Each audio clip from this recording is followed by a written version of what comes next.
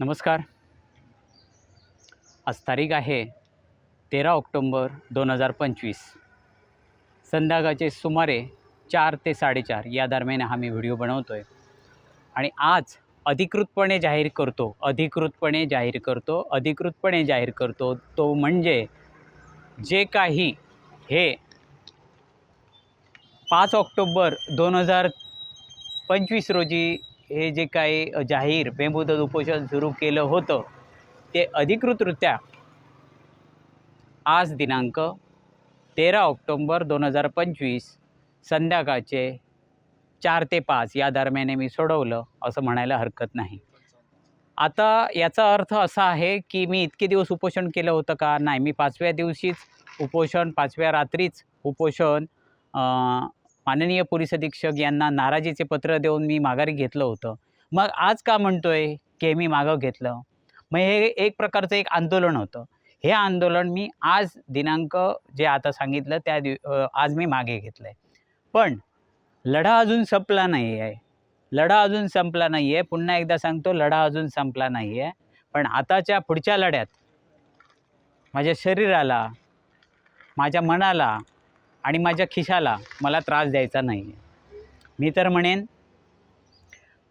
5 ऑक्टोंबर 2025 ते 13 ऑक्टोंबर 2025 ह्या कालखंडात जे काही घडलं तो एक प्रयोग होता.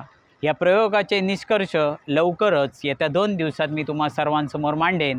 कदाचित वेळ ॲडजस्ट झाला तर उद्याच मी मांडेन आणि सांगेन याच्यातून साध्य काय झालं, बोध काय घेतला गेला आणि याच्यातून बरंच काही बोलण्यासारखं आहे. फक्त आज मी इथे एकच सांगतो, आपल्या हेमलता ताई आहेत, त्यांचा गेलेला प्राण परत मिळणार नाही. त्याच्यामुळे पण त्या या खड्ड्यांच्या समस्यांसाठी अमर झाल्या आहेत. मी तर म्हणतो सिंधुदुर्ग नगरीतल्या ज्या सरकारी कर्मचारी होत्या हेमलता कुडाळकर, त्या अमरत्व त्यांना मिळालं असं मी म्हणेन आणि मी इथे थांबतो. पण आणि याच अमरत्वाचा आधार घेऊन मी एकच सांगतोय की मी माझ्या उपोषणाला याचं क्रेडिट देणार नाही. मी तर म्हणेन आता सिंधुदुर्ग नगरीतले रस्ते खड्डे बुजवण्याचे काम प्रगतीपथावर चालू आहे. बऱ्याच अंशी ते झालं आहे. आता उरलेल्या पुन्हा रस्त्यांसाठी म्हणजे रेल्वे ब्रिजकडे अजून मी काय जाऊन बघितलं नाही. तो पुन्हा कोणाच्या हद्दीत आला तो बघून पुन्हा मला उपोषण करावं लागणार का? तर ती माझी चेष्टा नव्हे, या व्यवस्थेची चेष्टा होईल. ती व्यवस्थेला एकच मी सांगतो, पुन्हा उपोषण करून उपोषण या शब्दाची आणि त्या उपोषण या शब्दातल्या गांभीर्याची चेष्टा होऊ देत नको. सरकारी यंत्रणेला मी विनंती करतो.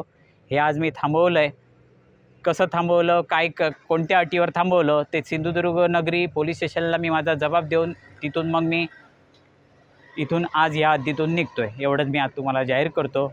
आणि यापुढील लढा एका वेगळ्याच गोष्टीसाठी होणार आहे.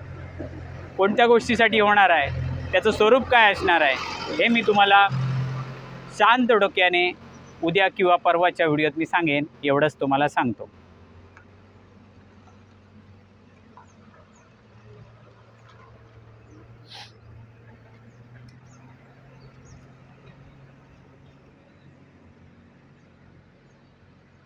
आणि हा जो रथ केला आहे, वास्तविक हा अंत्ययात्रेचा होता.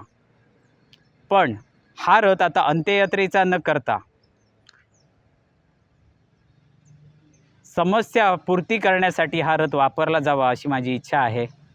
आपल्या सर्वांची साथ मिळाली तर अजून असेच जिल्ह्यातून, प्रत्येक तालुक्यातून एक रथ उभे झाले पाहिजेत. तुमच्या सहयोगातून, तुमच्या सहकार्याच्या भावनेतून अजून बरंच काही चांगलं होईल, चांगलं घडेल या आशावादाने मी इथेच थांबतोय. आणि